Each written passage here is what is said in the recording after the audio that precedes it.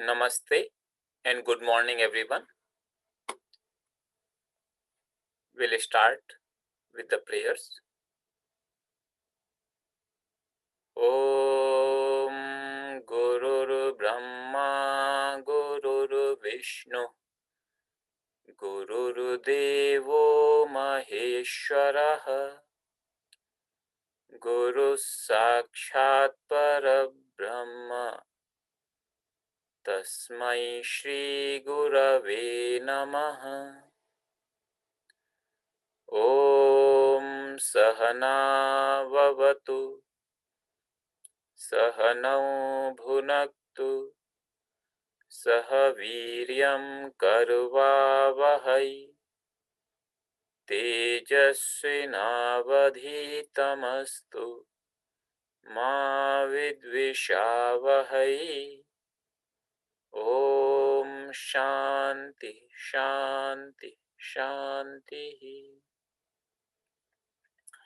Now we'll chant Maha Mrutyunjaya Mantra 3 times to pray for those who are suffering, particularly because of the pandemic. In any manner, anybody who is suffering. Om Trayambakam Yajamahe Sugandhim Pushtivardhanam Urvarukam Iva Bandhana Mrtyurmukshiyamamrutat. Om Trayambakam Yajamahe Sugandhim Pushtivardhanam Urvarukam Iva Bandhana Mrtyurmukshiyamamrutat. Om Trayambakam Yajamahe Sugandhim Pushtivardhanam Urvarukam Iva Bandhana Mrtyurmukshiyamamrutat. Om Shanti Shanti Shanti.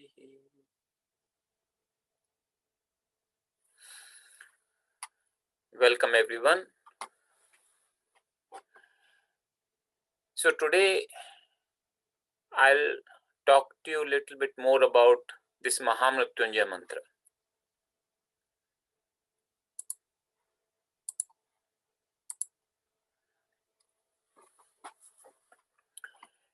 It is considered a very potent mantra, and it is from Vedas. So it's a Vedic mantra.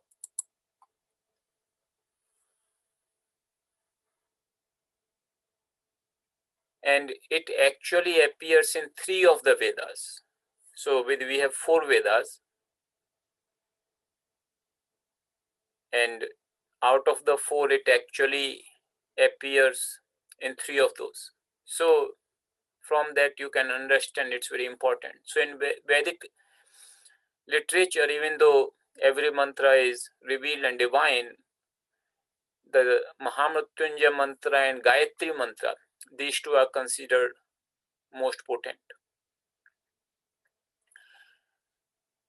Maha Mrutyunjaya Mantra is said to be beneficial for mental, emotional and physical health, and also to be a moksha mantra, that final liberation mantra, which bestows longevity and immortality.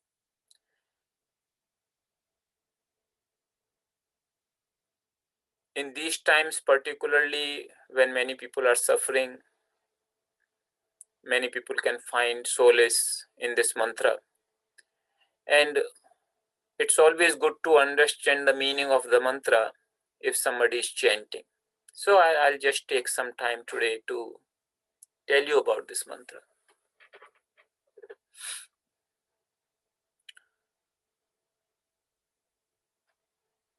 So this is the simple meaning, and if you go on the internet, you will find all sort of meanings of this mantra, all sort of translations.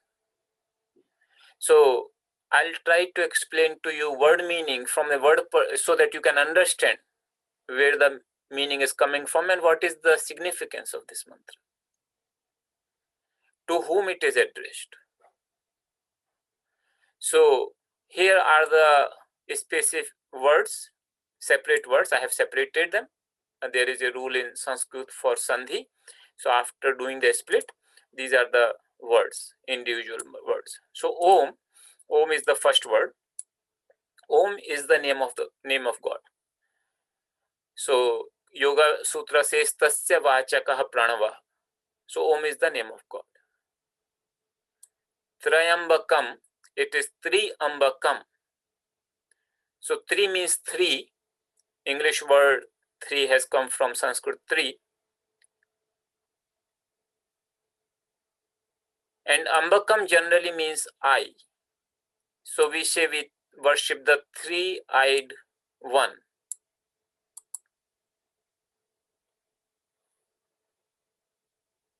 So what does it mean, three eyes? And there is another meaning of this word.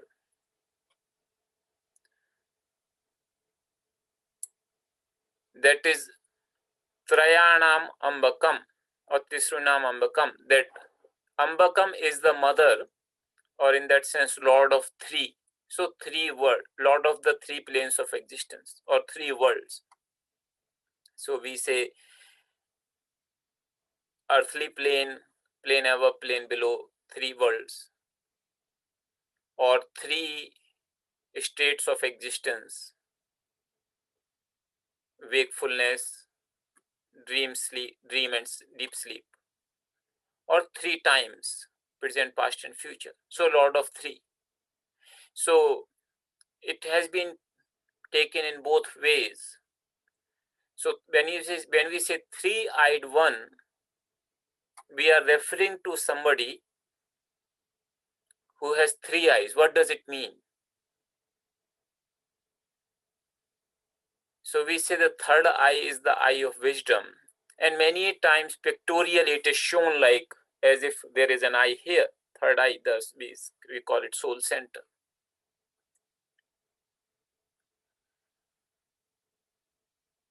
In essentially, it doesn't mean that you will see some physical feature here for somebody. It simply means that for one, the eye of wisdom has opened. So in addition to the two eyes, which all of us have. So eye of wisdom has opened means, is it closed for all of us? And for the some special one, is it open? So here the eye of wisdom is the eye of knowledge, not necessarily the worldly wisdom. So worldly wisdom I received with these two eyes. So I receive the knowledge of the world with the two eyes, and I do attain all the wisdom of the world, which is required for me to survive in this world or to thrive by these two eyes.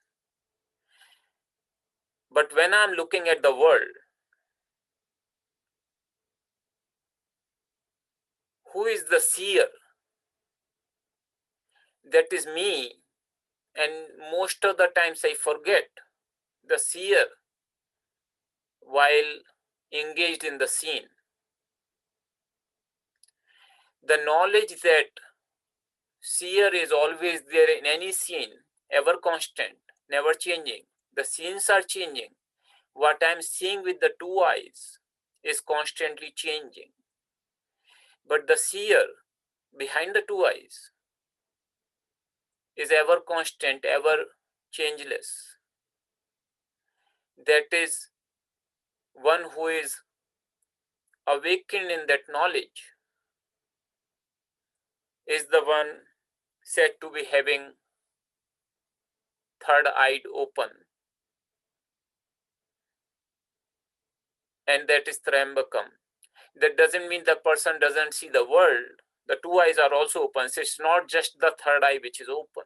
So that's where it's important that all three eyes, that means while seeing the world, I'm always aware of the seer. Like Gurudev Baba Hariharananda used to always emphasize that when you are seeing, see who is seeing. who is the seer, that is none but God himself. So Trayambakam here in that sense refers to the three-eyed one, and normally we say to Lord Shiva, but it literally doesn't have the word for Shiva in this mantra, it just has Trayambakam. And popularly Lord Shiva is known as Trayambakam, but it can be taken as God absolute also, because it can also be taken as Lord of three planes of existence. So that is Trayambakam. Then Yajamahe, that is the plural form of worship. So we worship, it's in the first person plural form, we worship. So we worship Trayambakam. Then there is a word Sugandhim. So Sugandhim is an adjective which refers to Trayambakam. Sugandhim means Gandha is smell, Sugandha is fragrance. Su means good, so good smell or fragrance. What does it mean, that one who is fragrant? So what does it mean fragrant? Is there a fragrance coming from body of the Lord? I mean, Lord, when we are saying Lord as formless, then what does fragrant mean? Fragrant means that he is the storehouse of all the virtues, all the good qualities. And just like something which is very fragrant, you can perceive its existence from a distance without even coming in the line of sight. Similarly, one can worship Lord by contemplating on his virtues, his compassion, his grace, his all the other attributes, without necessarily seeing him. So many people see, I can't see God, how can I worship him? So that's where you can have Sugandhim. You can worship the Lord because he is fragrant. He is the embodiment of all the good qualities.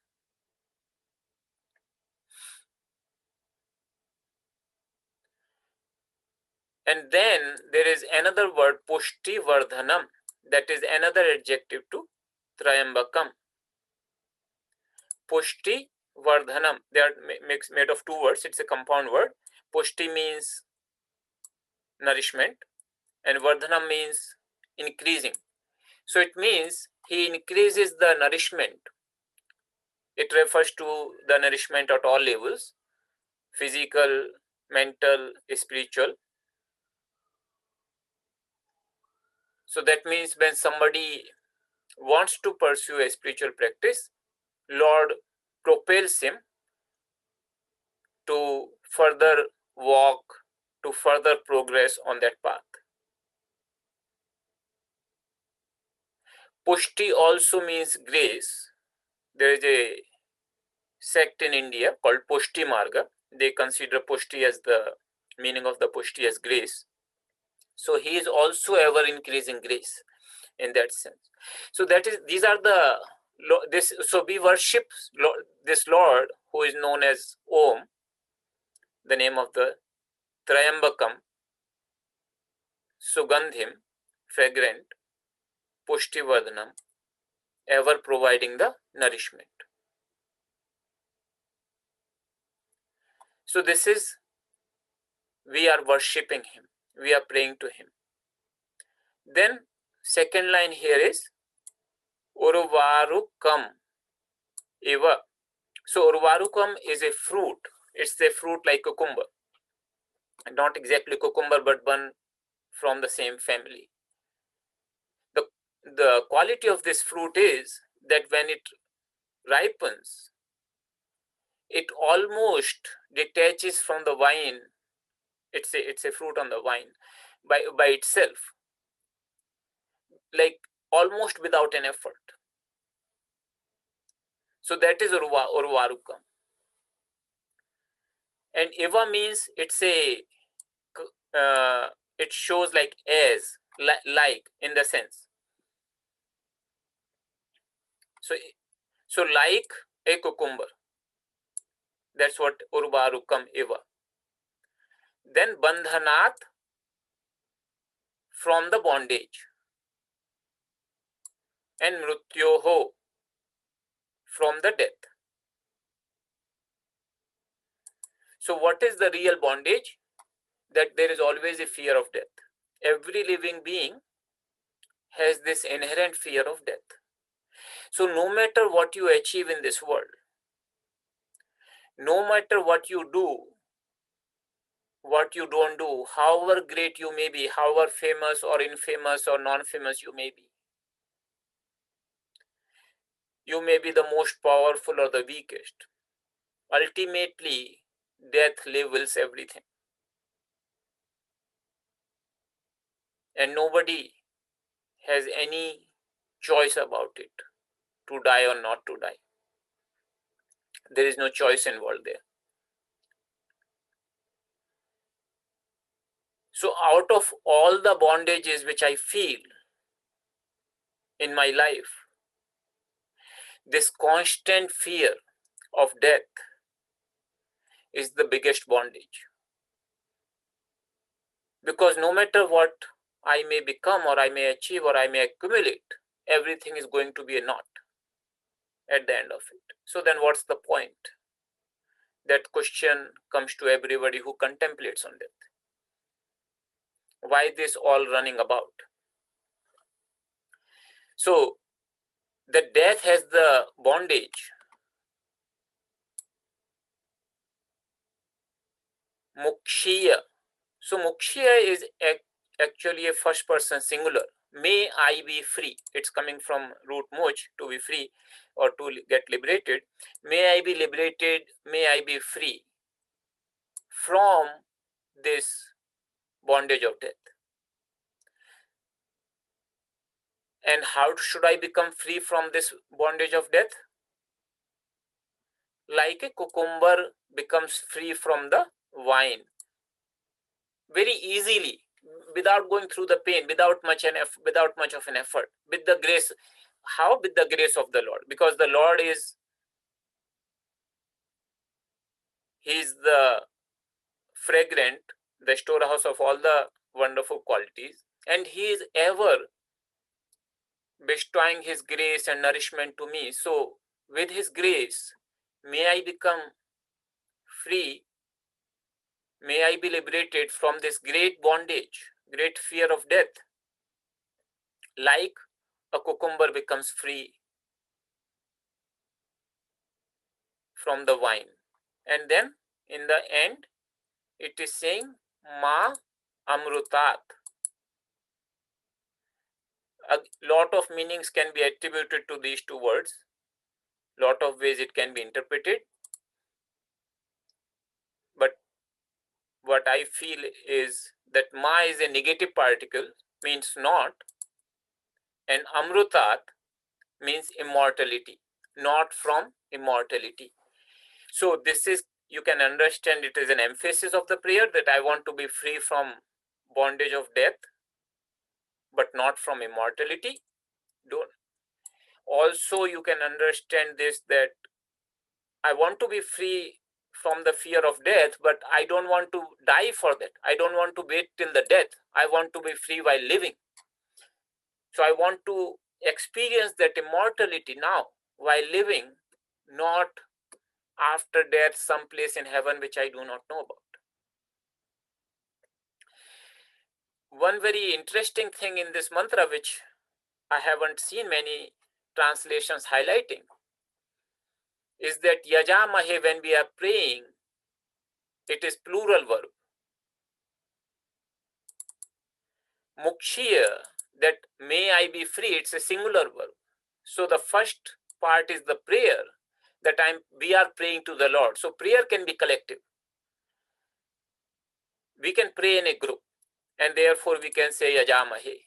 We are worshipping. We can worship in a group. But as far as the moksha is concerned, as liberation is concerned, that's always an individual thing. That's always a person for a person. So therefore, may I be free from the bondage of death. That moksha is not a group activity. So this mantra I really find very amazing, and it's considered very potent mantra.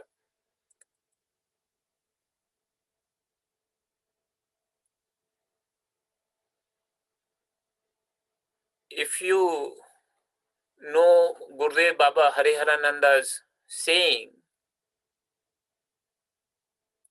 one of his very famous saying is regarding immortality: breathlessness is deathlessness.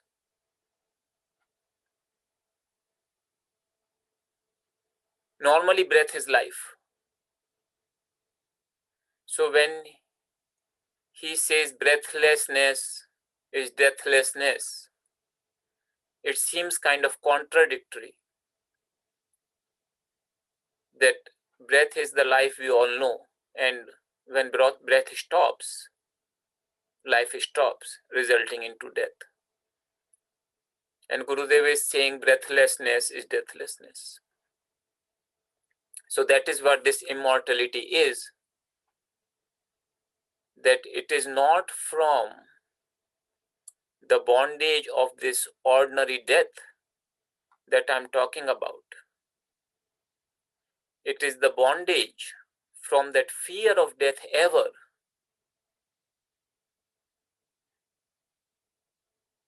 Bondage of free from the fear that I'll ever die. I am the immortal self, despite the mortal body. And one attains that knowledge, one sees that very clearly when one attains the breathless stage of samadhi, that I am indeed deathless. My life does not depend upon the breath. But to attain that state, breath becomes the very potent means. And if you look at this mantra also refers to Maha Mrutyunjaya Mantra. So Maha means great, Mrityu means death, and Jaya means victory.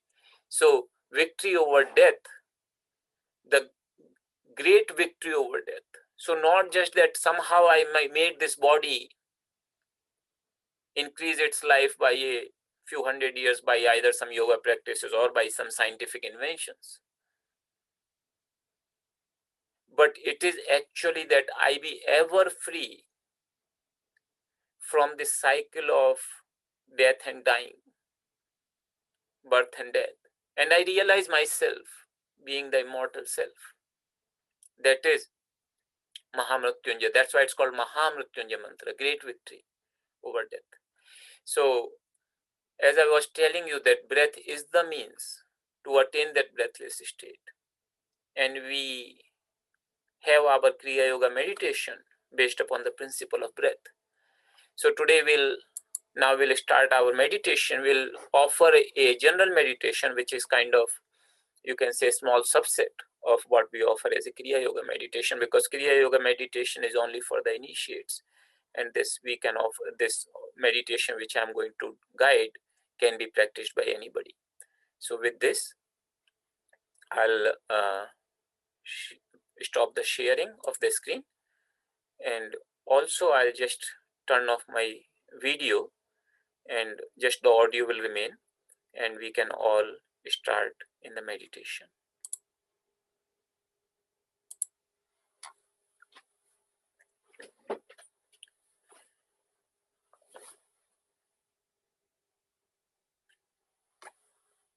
Please sit straight.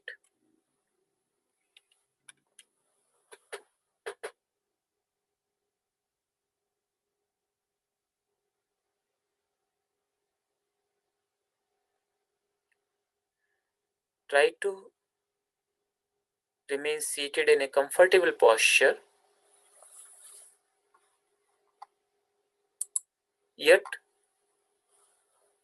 have the spine straight as much as possible.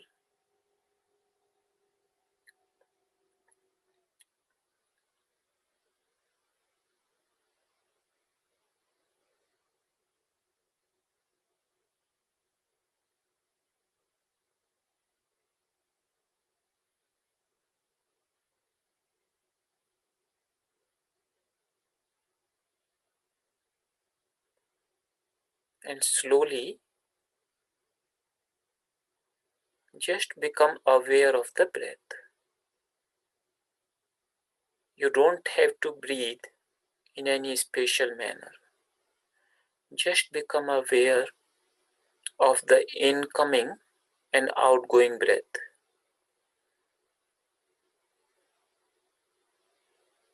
Effortlessly.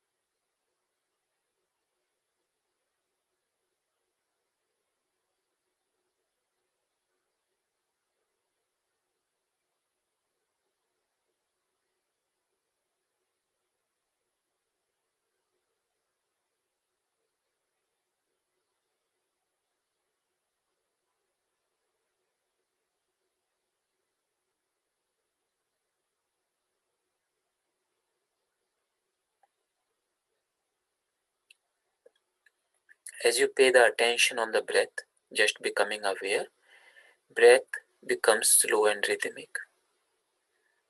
And there is a calmness which descends upon your whole being.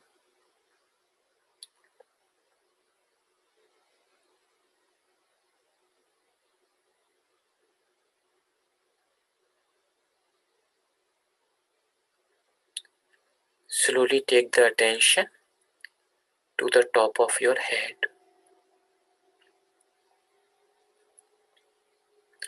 This point is called fontanel.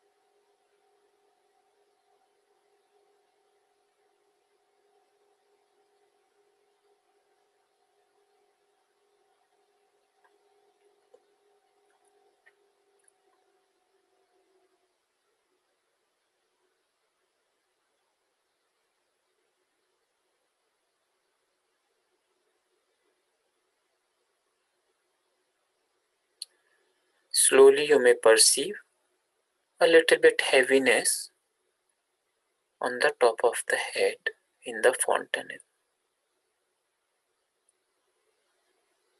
This heaviness is not bothersome, but kind of comes with a pleasant sensation.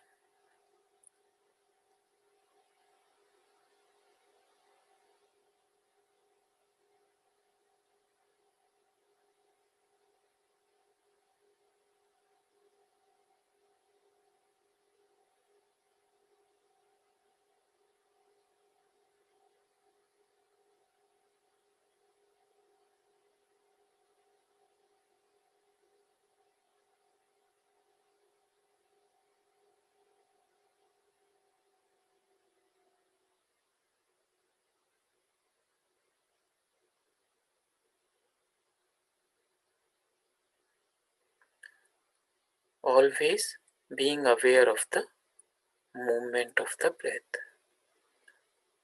Just simple awareness of the breath. Effortlessly, like Urvarukam.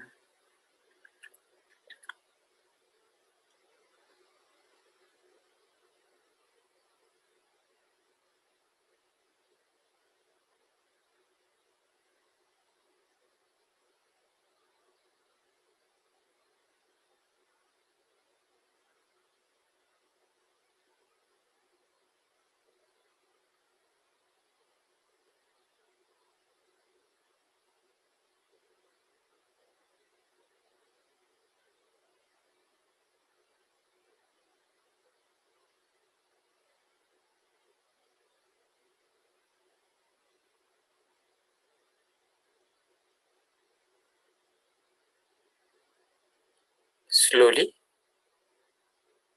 take your attention to the bottom of the spine.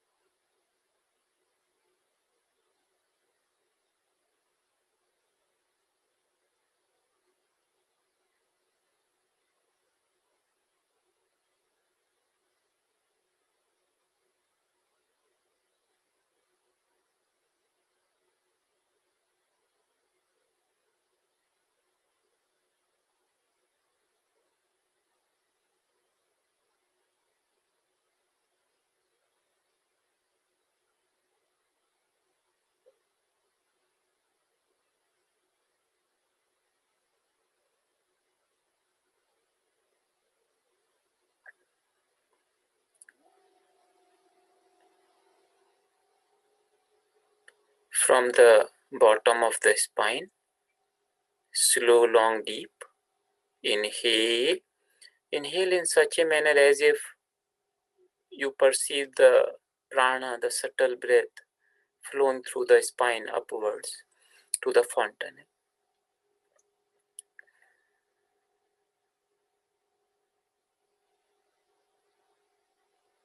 Hold after inhaling and very gently bow down in the front as much as you can comfortably. Exhale.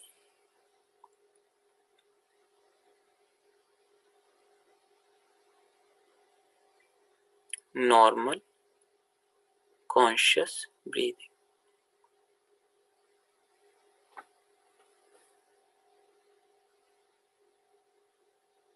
You are bowing down to the Lord Trayambakam,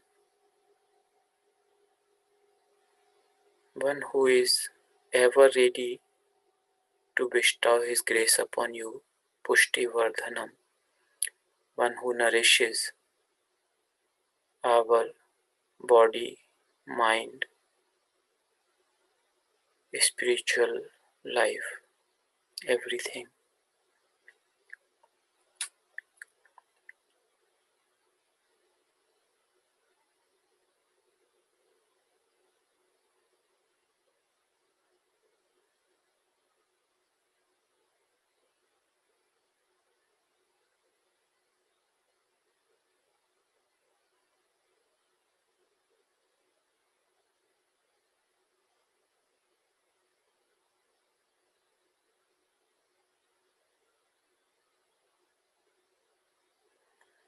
Now again, take a slow, long, deep inhale,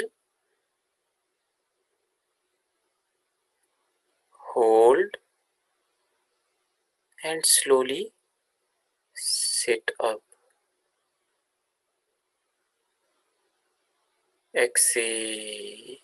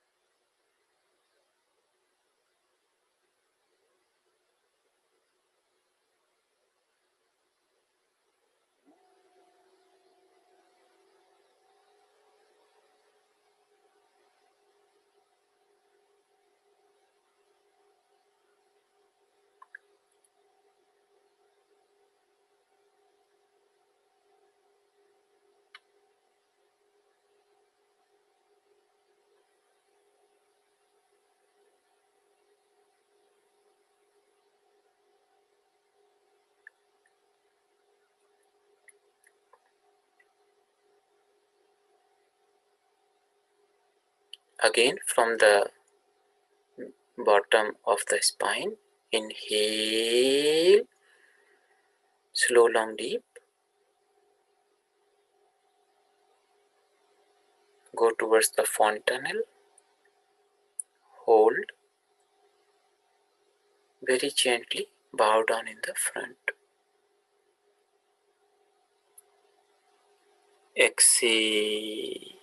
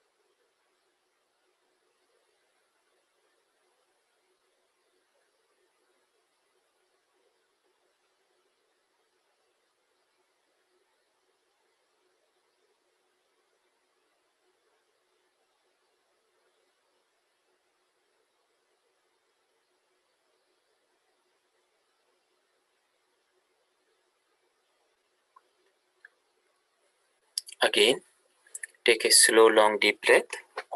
Inhale.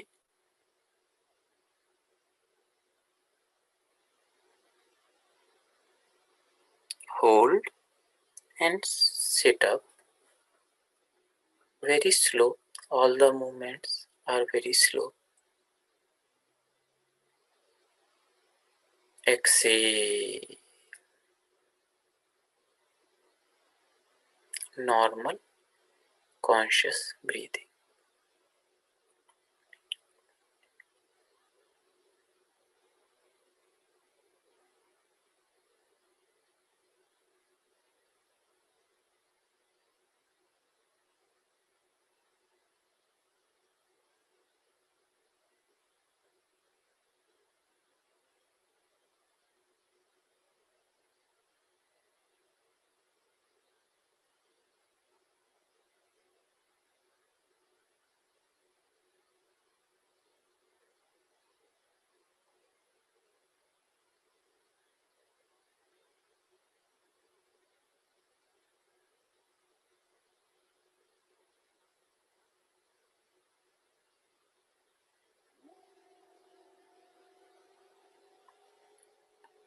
Always aware of the breath.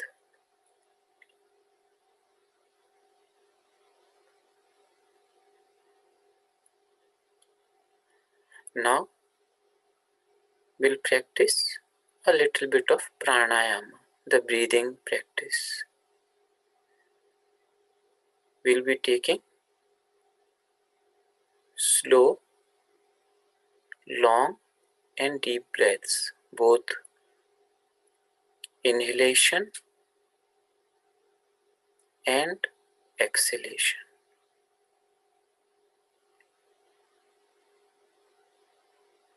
While inhaling,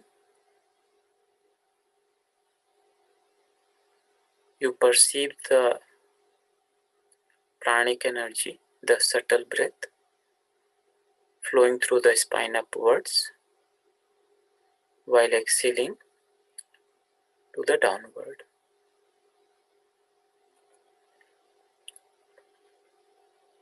While inhaling,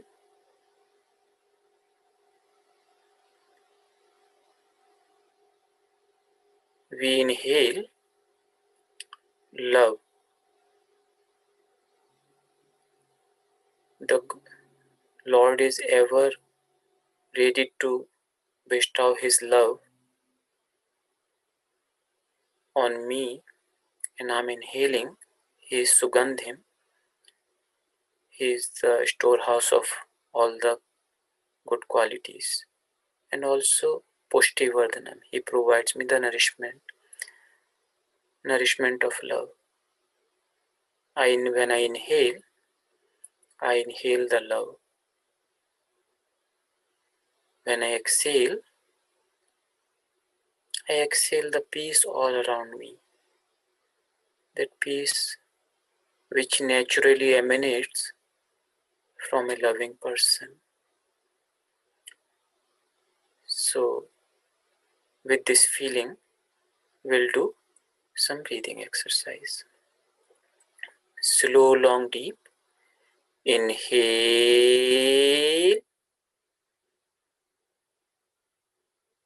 hold, and when you hold, you can mentally chant Om, Om, the name of the Lord. Exhale,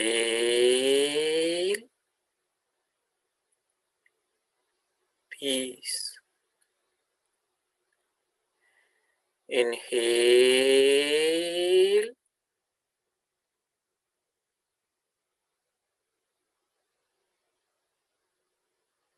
love. Exhale,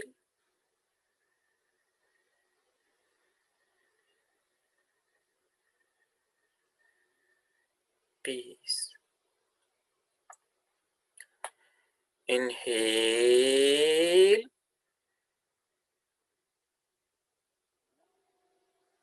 love. Exhale,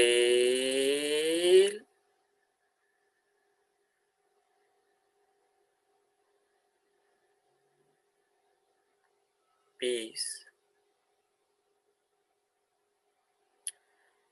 Inhale,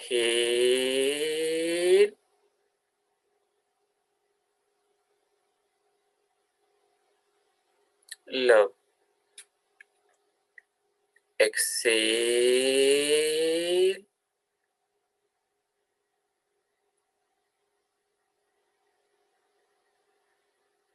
peace.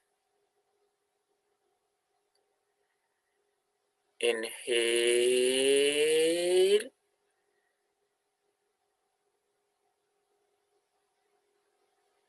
love. Exhale,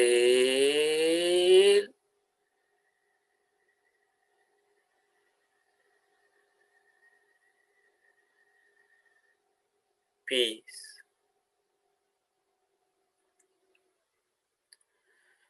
Inhale,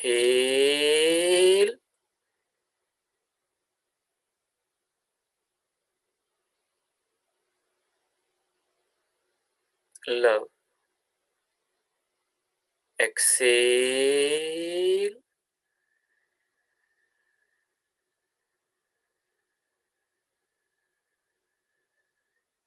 peace.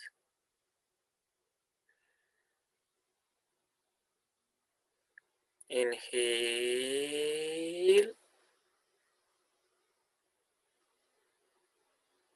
love.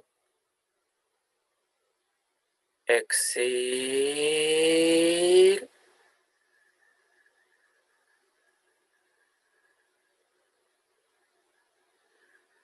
peace. Inhale,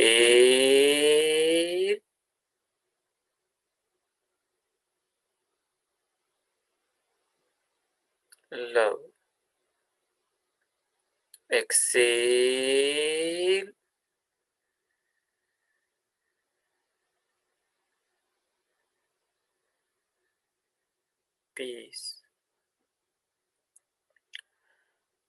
peace. Inhale,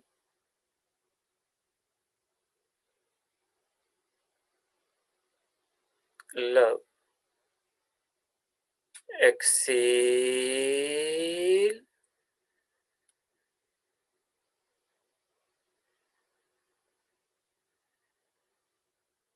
peace.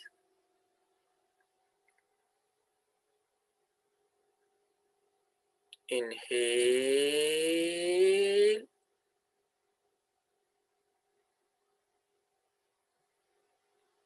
love. Exhale,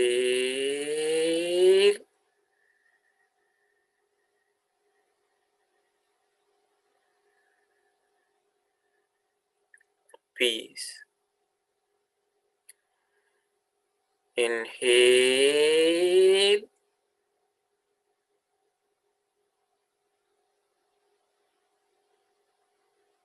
love.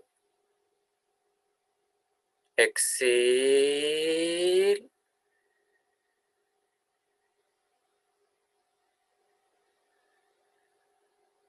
peace. Inhale,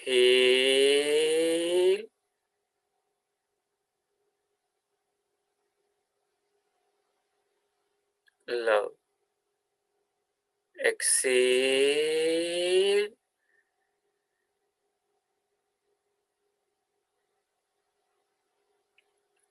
peace.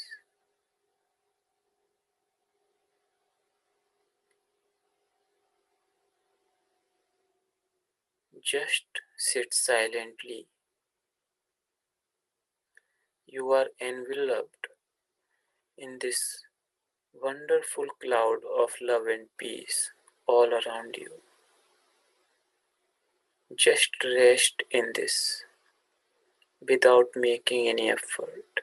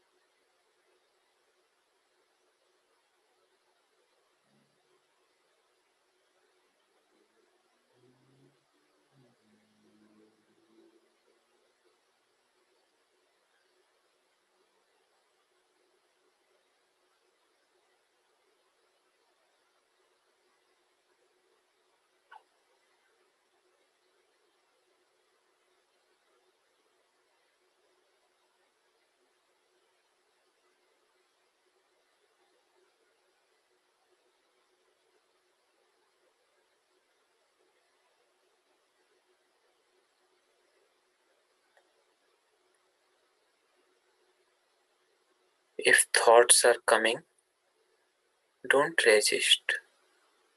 Let them come, let them go.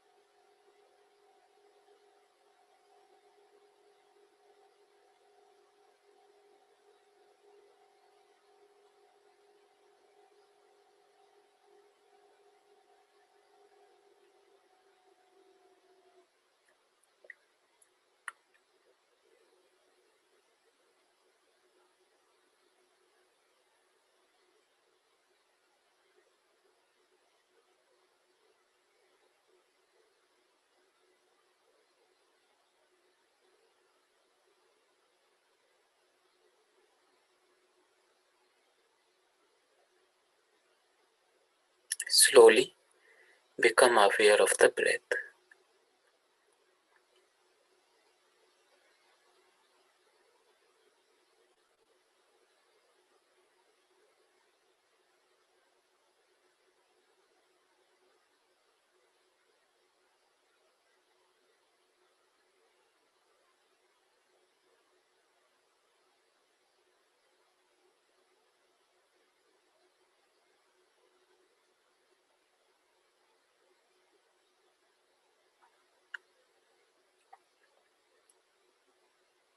With this awareness of breath, we can reach breathless state, which is the deathless state,